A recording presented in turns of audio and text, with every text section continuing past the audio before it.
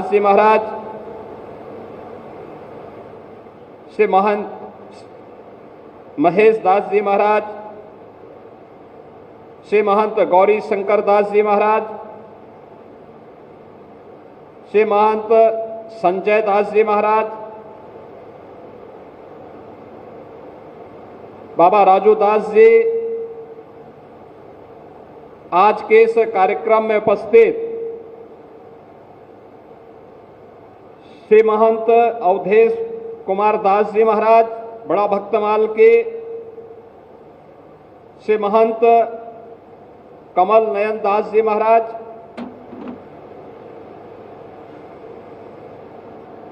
श्री महंत देवेंद्र प्रसादाचार्य जी महाराज, श्री महंत राम लखन दास जी महाराज,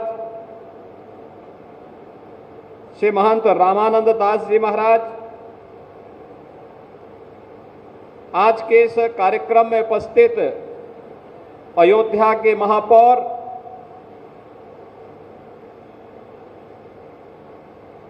महंत गिरीशपति त्रिपाठी जी, हमारे लोकप्रिय विधायक श्री वेद प्रकाश गुप्ता जी,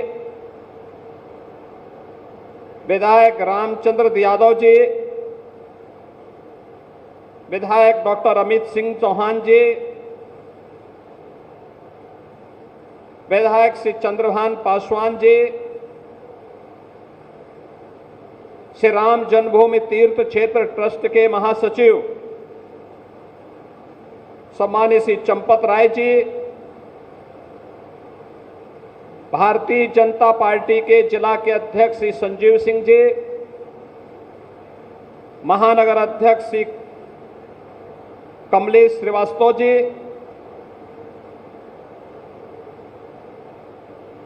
हनुमानगढ़ी और अयोध्या धाम से जुड़े हुए हमारे सभी पूज्य संतजन, भक्तजन, मैं सबसे पहले श्री हनुमान जी महाराज की इस पावन जो प्राचीन टीला था, त्रेता युग का टीला था, जिसमें हनुमान जी महाराज सदैव वास करके अयोध्या धाम की रक्षा के उत्तरदायित्व का निर्वहन करते थे। उस हनुमानगढ़ी की इस पूरी परंपरा को जिन पूज्य संत की कृपा से आज हमें यह स्वरूप देखने को मिला है, ऐसे पूज्य बाबा अभय राम दास जी महाराज के श्री चरणों में कोटि कोटि नमन करते हुए उन्हें विनम्र श्रद्धांजलि अर्पित करता हूं।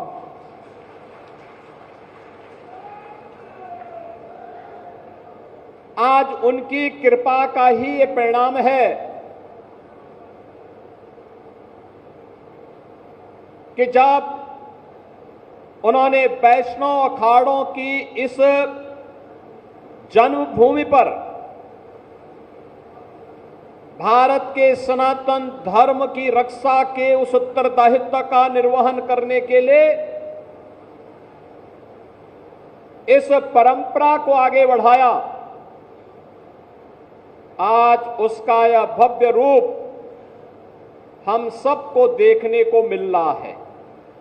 जो आज श्री हनुमत कथा मंडपम का भी जो ये भव्य स्वरूप है, इसके पीछे भी बाबा अभय राम दास जी की ही वे भावनाएं हैं जिनके बारे में कभी उन्होंने सोचा होगा।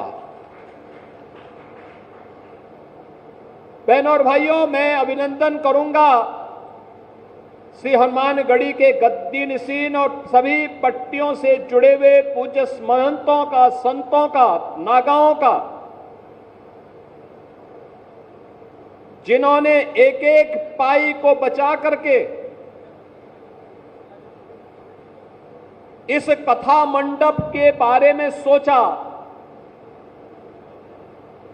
क्योंकि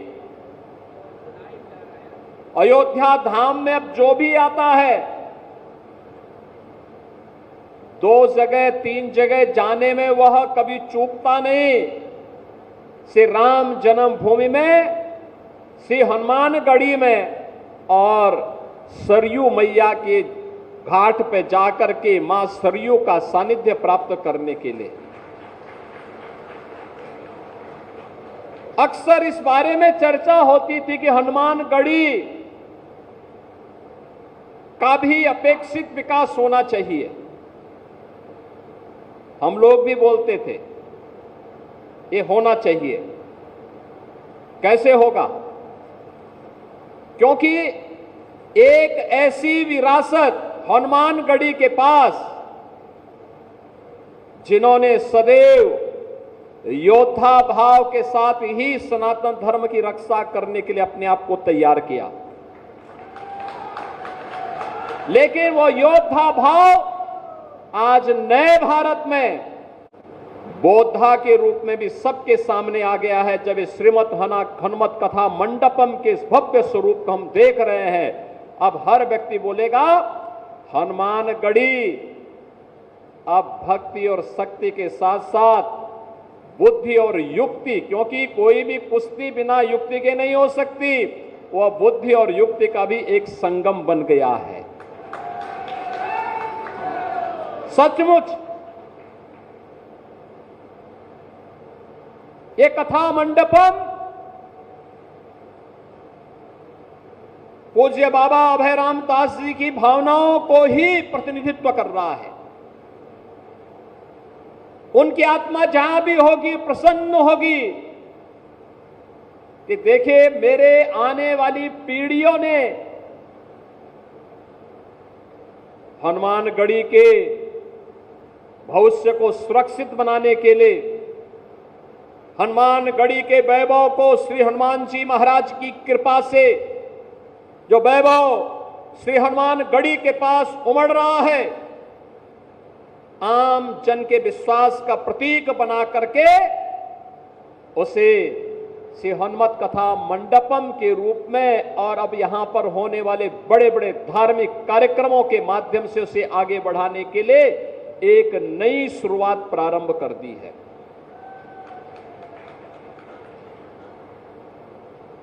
आज के इस अवसर पर मैं आप सबसे कहना चाहूंगा, हमें इस बात को ध्यान में रखना होगा, व्यक्ति हो या समाज,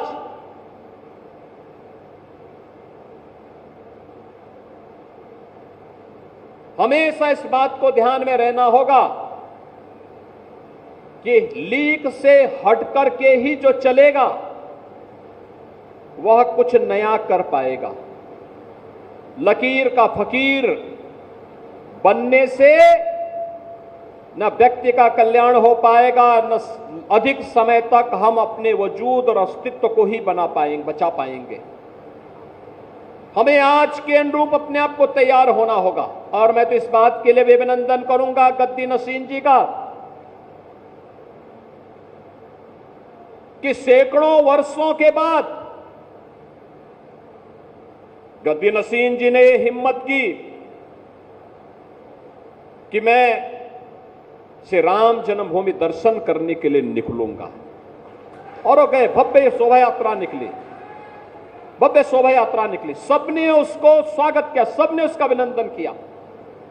और क्यों नहीं, आखिर अयोध्या में जो कुछ भी है, यहां के रक्षक देवता के रूप में तो हनुमान जी महाराज हैं ही, लेकिन अयोध्या के इष्ट देव हमारे मर्यादा पुरुषोत्तम भगवान श्री राम हैं। और रामलला का दर्शन करने के लिए 500 वर्षों के अंधकार को दूर करने के लिए प्रधानमंत्री मोदी जी के नेतृत्व में जो कार्य हुआ है, बहनों और भाइयों, यह सनातन धर्म के इतिहास का एक अत्यंत अद्भुत, अभिनंदनीय ऐसा कार्य हुआ है जिसके बारे में आज के दिन पर तुम कह सकते हैं न भूतो न भविष्यति। हां, आने वाले समय में ये चीजें आगे बढ़ेंगी, लेकिन आज के दिन पर जो लोगों के लिए, पिछली सरकारों के लिए जो असंभव दिखता था, वह प्रधानमंत्री मोदी जी ने संभव बना करके, ये डबल इंजन की सरकार ने डबल स्पीड के साथ चल करके अयोध्या को उसका गौरव प्रदान करने का काम किया है। हमारे पूज्य संत आज इस बात का एहसास करते होंगे। याद करिए 2014 के पहले, 2017 के पहले अयोध्या के, हनुमानगढ़ी के या देश भर के संत जब इधर उधर कहीं जाते थे, यात्रा के दौरान कितनी कठिनाई होती थी, कितनी परेशानी होती थी। लोग आदर के भाव से नहीं देखते थे, लोगों के मन में सरदार सम्मान का भाव नहीं दिखता था। जो परिचित थे वे भले ही सम्मान दे दे, लेकिन कोई अपरिचित सम्मान नहीं देता था। आज मैं गारंटी के साथ कह सकता हूं, आज के दिन पर आप देश के अंदर कहीं जाएंगे, अयोध्या का नाम बोलेंगे, राम जन्मभूमि का नाम बोलेंगे, हनुमानगढ़ी का नाम बोलेंगे, सामने वाला व्यक्ति आपके सामने झुक करके आपको सम्मान देता हुआ दिखाई देगा। अयोध्या के नाम से लोगों के मन में एक नई, उसके चेहरे पर चमक देखने को मिलती है। अयोध्या धाम का नाम सुनते ही अगले व्यक्ति के मन में एक नया उत्साह देखने को मिलता है, एक नया उमंग देखने को मिलता है। कारण है अयोध्या को यह भव्य स्वरूप देने के, प्रधानमंत्री जी के विजन को जब जमीनी धरातल पर उतारने के लिए हम लोगों ने कार्य प्रारंभ किया, तो मैं अभिनंदन करूंगा अयोध्या वासियों का कि अयोध्या वासियों ने उसका अक्षरशः पालन करने में अपना योगदान दिया। कोई विरोध नहीं, कोई प्रदर्शन नहीं, किसी को कम मिला होगा, किसी को मिल भी गया होगा, लेकिन हमारे भगवान के भव्य स्वरूप को सबके सामने वैश्विक मंच तक पहुंचाने का जो अभियान चल रहा है, इसमें मैं भी अपनी क्षमता के अनुरूप योगदान कर सकूं। अगर सेतु बंध के निर्माण में गिलहरी ने योगदान दिया है, मैं तो मनुष्य हूं, मनुष्य के रूप में ये मेरा भी योगदान होगा। और आज अयोध्या भव्य दिख रही है, आप देख रहे होंगे। अब कोई भी अयोध्या आता है, प्रश्न नहीं खड़ा करता हमारे सामने। मुझे याद है अयोध्या के विकास के लिए हम लोग चिंतित होते थे। गोरखपीठ का अयोध्या से संबंध आज से नहीं, 3-3 पीढ़ी से अयोध्या आते थे। टूटी फूटी सड़कें, दिन में बिजली नहीं होती थी, रात्रि में भी 3 घंटे 4 घंटे मिल गई गनीमत है। गलियों में गंदगी रहती थी, घाटों में गंदगी रहती थी। राम जी की पेड़ी का पानी निकलता ही नहीं था, वहीं सड़ता रहता था। और अव्यवस्था का आलम इस कदर था, हर दूसरे दिन कर्फ्यू, बंद, अव्यवस्था, सरकार के स्तर पर अपमानित करने की कार्रवाई, लगातार प्रताड़ना की कार्रवाई। अयोध्या एक गुमनाम सिटी के रूप में अपने अस्तित्व के लिए जूझ रही थी। आज ऐसा नहीं है। याद करिए, जब पहली बार हम लोगों ने अयोध्या धाम में 2017 में दीपोत्सव के कार्यक्रम के साथ हम जुड़ने के लिए आए थे, मेरा विश्वास था ये दीपावली तो अयोध्या ने दी है दुनिया को, भारत को दिए सनातन धर्म का प्रमुख पर्व और त्योहार अयोध्या ने दीपावली के रूप में दिया है। और भगवान श्री राम ने विजयादशमी का पर्व भी लंका विजय के उपलक्ष्य में इसी अयोध्या की देन है। तो लोग जब बोलते थे कैसे होगा, हमने कहा होगा, अयोध्या का वैभव आएगा, जरूर आएगा, कोई रोक नहीं पाएगा। दीपोत्सव के कार्यक्रम के साथ हम जुड़ने के लिए आए थे। और मुझे याद है यहां के सभी पूज्य संत जन एक साथ एक मंच पर आकर के भगवान का अभिषेक करने के लिए उन्होंने भी पूरा योगदान दिया। और आज देखिए, आपकी जो कृपा उस समय थी, उसके उपरांत फिर 5 अगस्त 2020 को जब नवंबर 19 में राम जन्मभूमि का फैसला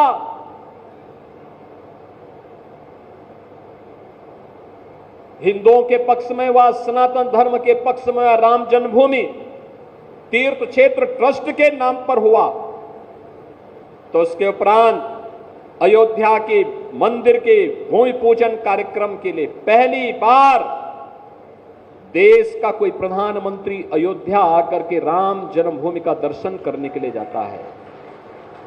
यह श्रेय भी केवल मोदी जी को दिया जा सकता है। मोदी जी पहले प्रधानमंत्री थे, अयोध्या आए।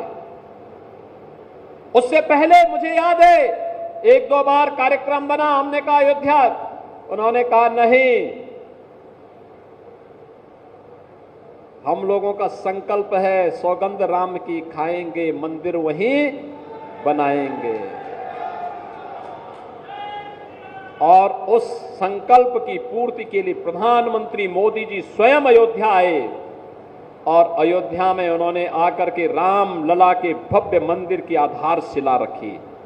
और गत वर्ष 22 जनवरी को स्वयं फिर अयोध्या धाम आए, राम लला के भव्य प्राण प्रतिष्ठा कार्यक्रम के माध्यम से उन्होंने दुनिया को अयोध्या की तरफ आने के लिए आकर्षित कर दिया।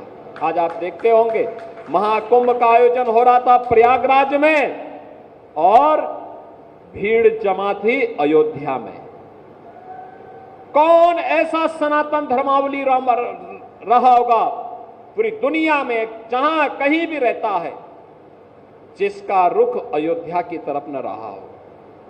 कौन ऐसा दुनिया में रहने वाला सनातन धर्मावलंबी है, अगर वह दुनिया के किसी भी कोने में रहता है, वह अमेरिका में रहता होगा, कनाडा में रहता होगा, यूरोप के किसी देश में रहता होगा, ऑस्ट्रेलिया में रहता होगा, न्यूजीलैंड में रहता होगा, दक्षिण पूर्व एशिया के किसी देश में रहता होगा, कहीं भी रहता होगा, अगर वह भारत आया है और भारत में उसके पास 3 दिन का समय है, उसकी इच्छा होती है कि मैं अयोध्या आऊं, अयोध्या में आकर के मैं भगवान राम के मंदिर का दर्शन करूं। अयोध्या आता तो हमसे पहले पूछते हैं कहां कहां जाना है, हम कहते हैं उसको आप जन्मभूमि में जाएंगे, उससे पहले हनुमानगढ़ी में जाके दर्शन करके आना। और कहते हैं इससे क्या होता है, मैंने कहा जैसे काशी में पहले हम काल भैरव का दर्शन करते हैं, तब भगवान विश्वनाथ का दर्शन करते हैं, ऐसे ही अयोध्या में पहले जाते हो तो पहले हनुमानगढ़ी में जाके दर्शन करो और फिर राम जन्मभूमि में जाओगे तो पूरा पुण्य प्राप्त हो जाएगा।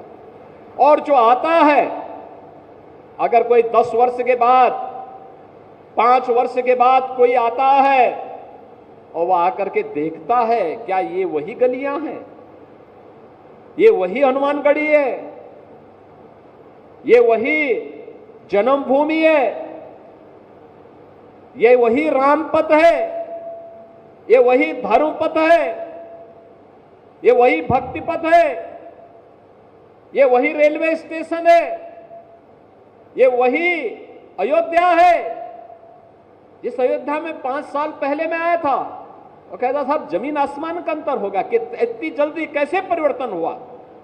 आज आप देख रहे होंगे जितने भी मार्ग हैं अयोध्या के सब 4 लेन से जुड़ चुके हैं, 4 लेन के साथ जुड़ चुके हैं। लखनऊ से अयोध्या की जो कनेक्टिविटी थी ये केवल 4 लेन की थी, आज केवल हाईवे ही नहीं, अयोध्या के अंदर के मार्ग भी 4 लेन के हो गए हैं। और लोग आते हैं लाखों की संख्या में। जब महाकुंभ के दौरान में प्रतिदिन रिपोर्ट लेता था अयोध्या धाम का, उस दौरान में यहां पे देखता भी था। कभी कभी तो मुझे ये देखते हुए कि प्रशासन वहां व्यवस्था में लगा हुआ था, नीचे नहीं उतरता था, ऊपर से देख करके फिर मैं निकल जाता था, जिससे किसी को परेशानी न हो। और फिर अगर कोई बात होती थी तो मैं प्रशासन को बताता था फलानी जगह में ये व्यवस्था करवाइए। लेकिन कितना अद्भुत परिवर्तन हुआ। रेलवे स्टेशन पहले एक ट्रेन के लिए तरसते थे, अब यहां पे डबल लाइन के साथ जुड़ गया है। और चारों ओर से जुड़ गया है। देश के हर क्षेत्र से लोग आज अयोध्या उन ट्रेन से आते हैं, उन रेलगाड़ियों से आते हैं। अयोध्या में इंटरनेशनल एयरपोर्ट बन गया है। आप हमारे पूज्य संतजन सब देख रहे होंगे, समझ भी रहे होंगे। याद करिए, हजारों वर्ष पहले त्रेता युग में भगवान राम के समय पुष्पक विमान से भगवान राम आए होंगे अयोध्या। उसके बाद से फिर अयोध्या आने का अवसर नहीं मिला होगा किसी को भी। एक छोटी सी एयर स्ट्रिप थी, राज्य सरकार की छोटी सी थी, और उस छोटी सी एयर स्ट्रिप के माध्यम से विमान भी बहुत छोटा होता था, वही उतर पाता था। उसमें केवल 6 सवारी आ सकती थी, उससे ज्यादा नहीं आ सकती थी। और आज बड़ा सा बड़ा विमान अयोध्या में उतर सकता है। देश के अंदर की हर जगह की कनेक्टिविटी अयोध्या के साथ जुड़ी हुई है। अयोध्या अंतर्राष्ट्रीय एयरपोर्ट, और वह भी महर्षि वाल्मीकि के नाम पर। अयोध्या में बड़े बड़े रेन बसेरा, वह निषादराज गुहा के नाम पर। भोजनालय माता सबरी के नाम पर। बड़े बड़े यहां पे अब म्यूजियम बन रहे हैं। भारत के अंदर मंदिरों का इतिहास क्या है,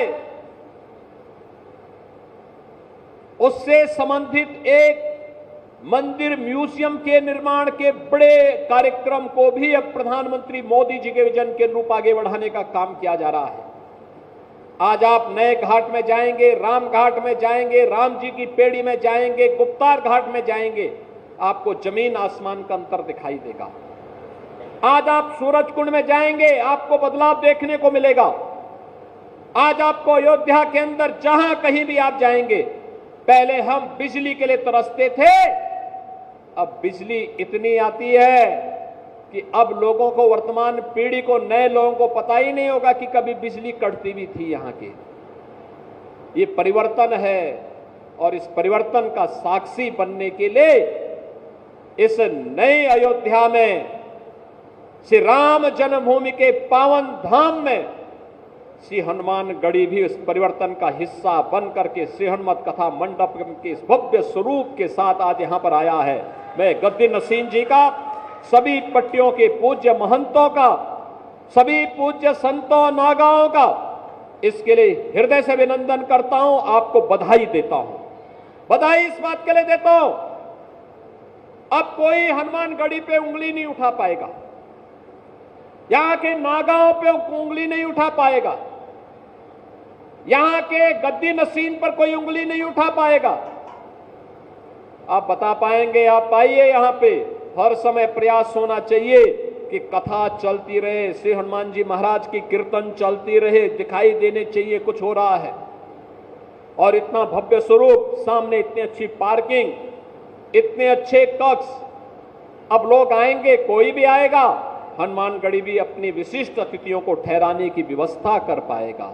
कोई आएगा, कथा बुक करा रहा है, 7 दिन 9 दिन की कथा, 15 दिन की कथा बुक करा रहा है, उसके जजमान भी आकर के यहां ठहरे, हनुमानगढ़ी में पैसा जमा करें, गद्दी नसीम जी की कृपा से उसको बुक करो, कथा करो, भक्तगण आए, अपने कार्यक्रमों को भव्य तरीके से आगे बढ़ाएं।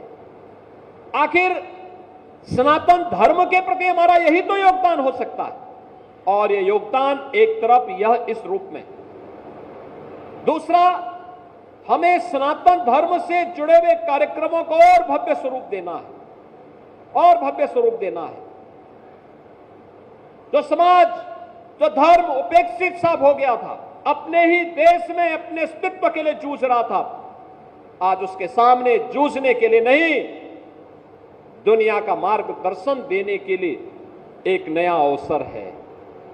ये नया भारत है, और नए भारत में अब नया भारत किसी को छेड़ता नहीं है, लेकिन कोई छेड़ता है तो उसको छोड़ता भी नहीं है। हनुमान जी ने भी तो यही कहा था, हनुमान जी ने भी तो यही कहा था, जब रावण के दरबार में गए, रावण ने कहा कि भाई क्यों मार दिया मेरे लड़के को? उन्होंने कहा मैंने कहां मारा,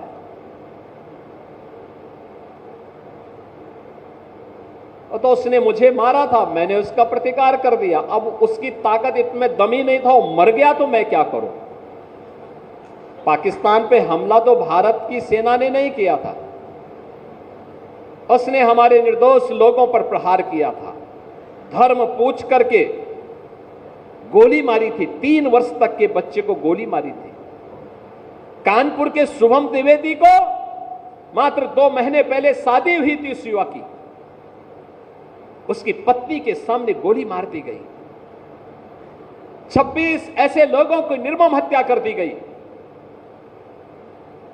और उसके बाद 24 के बदले 124 लोग भारत के बहादुर जवानों के, भारत के तीनों सेनाओं के द्वारा संयुक्त रूप से की गई कार्रवाई में इतने 124 से अधिक आतंकवादी मारे जा रहे हैं। तो गलती भारत की नहीं, पाकिस्तान के उन लोगों की है जो लोग पाकिस्तान में बैठ करके आतंकवादियों को प्रश्रय दे रहे हैं, आतंकवाद को पनपा रहे हैं। और ये आतंकवाद, मैं विश्वास के साथ कहता हूं, ये पाकिस्तान को ही ले डूबेगा एक दिन। अब ज्यादा दिन नहीं रहे पाकिस्तान के पास। वैसे भी हमारे एक पूज्य संत ने घोषणा की थी कि पाकिस्तान तो ये भविष्यवाणी है, पाकिस्तान का आध्यात्मिक जगत में कोई अस्तित्व नहीं है। और याद रखना, जिसका अपना वास्तविक अस्तित्व न हो तो वह कृत्रिम होता है, और कृत्रिम कोई भी चीज होगी उसकी एक निश्चित लाइफ होगी, उससे ज्यादा नहीं। 75 वर्ष बहुत जी लिया पाकिस्तान, अब उसका समय आ गया है, वो अपने ही कृत्यों से अब अपनी सजा पा रहा है। लेकिन आज भारत के बहादुर जवान जिस मजबूती के साथ पाकिस्तान को उसका जवाब दे रहे हैं, हर भारतवासी को अपनी सेना की यूनिफॉर्म पर, रक्षा बलों के अपने बलों पर के जवानों पर गौरव की अनुभूति करनी चाहिए। आज बहनों और भाइयों, ऐसे ही अयोध्या का एक लाल भारत के पूर्वोत्तर राज्य की सीमा पर रक्षा करते हुए शहीद हुआ है। मैं इस अवसर पर श्री शशांक तिवारी, जो लेफ्टिनेंट के रूप में वहां पर कार्य कर रहे थे, भारतीय सेना के जवान थे, उनकी शहादत को नमन करते हुए विनम्र श्रद्धांजलि अर्पित करता हूं और परिवारजनों के प्रति अपनी संवेदना भी व्यक्त करता हूं। हमारी सरकार ने तय किया कि हमारी सेना हो या अर्धसेना, देश की सुरक्षा के लिए या आंतरिक सुरक्षा के लिए जो भी जवान शहीद होगा, सेना अर्धसेना बल के लोग तो उस परिवार को सहयोग करेंगे ही, हम राज्य सरकार की तरफ से भी उस परिवार को 50 लाख रुपए की नगद सहायता देते हैं, परिवार के एक सदस्य को सरकारी नौकरी भी देते हैं, और साथ साथ उस जवान की स्मृति को बनाए रखने के लिए स्मारक का निर्माण भी हम लोग करते हैं। बहनों और भाइयों, हमें इस बात को याद रखना होगा कि सनातन धर्म के कारण ही हमारा वजूद है, हमारा अस्तित्व है। हम सब कुछ स्वीकार करेंगे, लेकिन अपने देश और अपने धर्म के खिलाफ कुछ भी स्वीकार नहीं करेंगे। यह हमारा संकल्प होना चाहिए।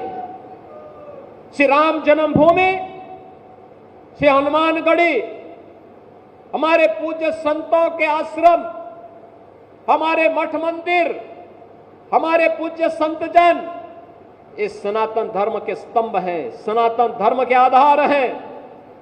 इनका सम्मान होना चाहिए।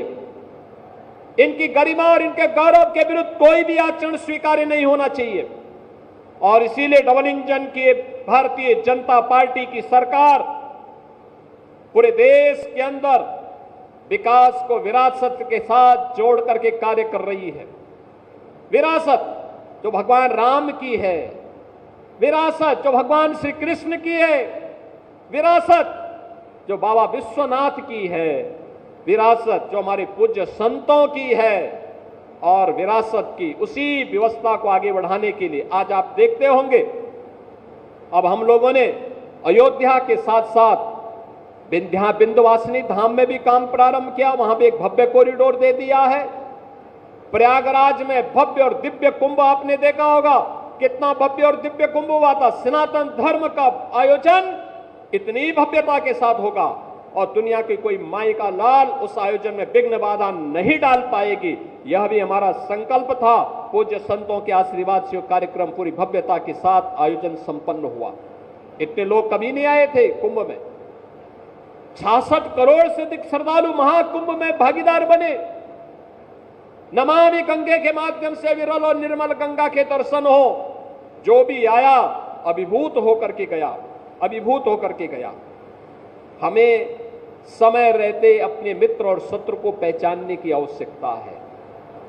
याद रखना, ये काम बड़ी चालाकी से हमें करना होगा, बड़ी उसी बहादुरी के साथ जैसे श्री हनुमान जी महाराज ने किया था। याद करिए, जब संजीवनी बूटी लेने के लिए गए थे, विघ्न बाधाएं उनके सामने आएंगी और कालनेमी भी सामने आ गया था। पहचान गए हनुमान जी महाराज और कालनेमी को उसकी गति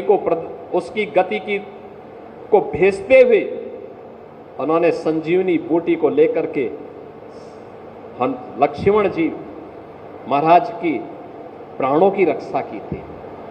याद करना, छद्म रूप से छुपे हुए उन लोगों से हम सावधान हो जो सनातन धर्म के मार्ग में बाधक हैं, सनातन धर्म के विकास में बाधक हैं, सनातन धर्म के मार्ग में अवरोध खड़ा करते हैं और भारत की सुरक्षा में सेंध लगाने का काम कर रहे हैं। उन लोगों को हम चिन्हित करें, सरकार को बताएं, स्थानीय स्तर पर प्रशासन को अवगत कराएं।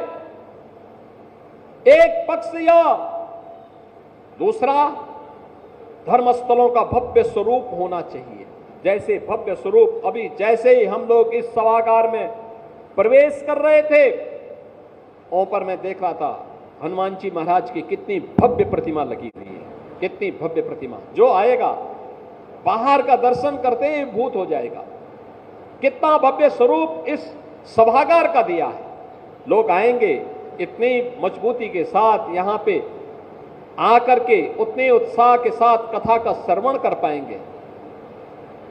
हनुमान जी महाराज की कृपा, एक तरफ बजरंगबली है और दूसरी तरफ स्वयं रामलला विराजमान है।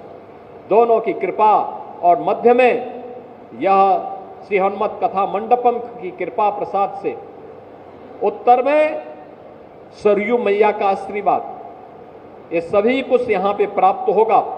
इस त्रिवेणी को इस श्री हनुमत कथा मंडपम के माध्यम से आज यहां पे प्रस्तुत करने का जो कार्य हुआ है, इसका लोकार्पण का जो कार्यक्रम हुआ है, मैं इसके लिए गद्दी नसीन जी को, सभी पट्टियों के श्री महंत को,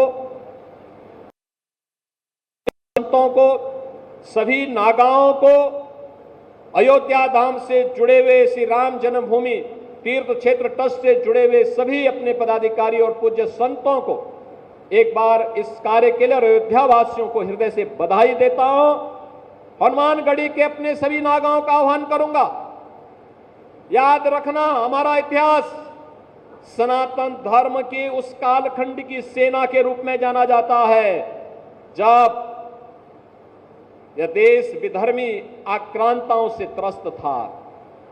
तब इन वैष्णव तीनों अन्य अखाड़ाओं ने सनातन धर्म की रक्षा करने के लिए अपने आप को समर्पित किया था। तब समर्पित किया था और हमारा वह इतिहास याद रखना, अपने उस इतिहास पर हमें गौरव की अनुभूति होनी चाहिए। याद करिए, श्री राम लला का प्रकटीकरण जब दिसंबर 1949 को होता है, तब भी इसी हनुमानगढ़ी के एक पूज्य संत, एक नागा के रूप में बाबा अभयराम दास जी उस समय भी थे।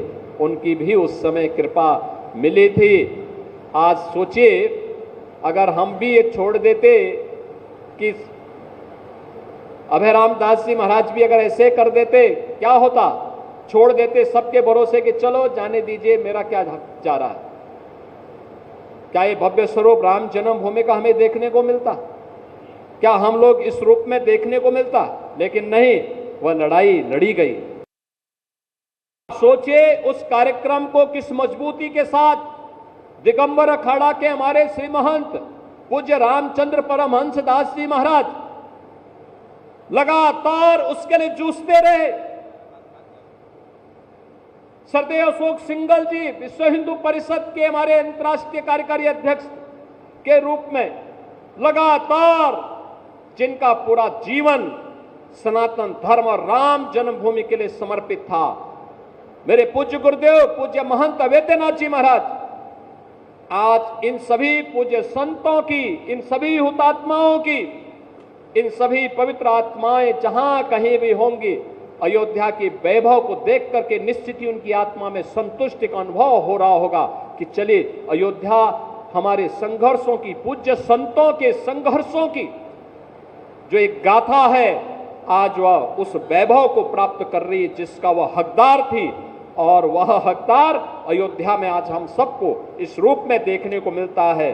अयोध्या बदली तो हनुमानगढ़ी ने भी संकल्प लिया कि हम भी इस मार्ग के पथिक बन करके भव्य स्वरूप बना करके दिखाएंगे। ये श्री हनुमत कथा मंडप उसका एक भव्य रूप हम सबके सामने प्रस्तुत कर रहा है। मैं बाबा प्रेमदास जी महाराज का और आप सभी पूज्य संतों करता हूं, इस पूरे कार्यक्रम के लिए हृदय से बधाई देता हूं और उन्हें इस बात के लिए आश्वस्त करता हूं, हनुमानगढ़ी और अयोध्या के विकास के लिए जिस भी प्रकार के सहयोग की आवश्यकता होगी, ये डबल इंजन की सरकार सदैव आपके साथ खड़ी होगी। आप सब मेरे साथ बोलेंगे जय जय श्री राम, जय जय श्री राम, जय जय श्री राम।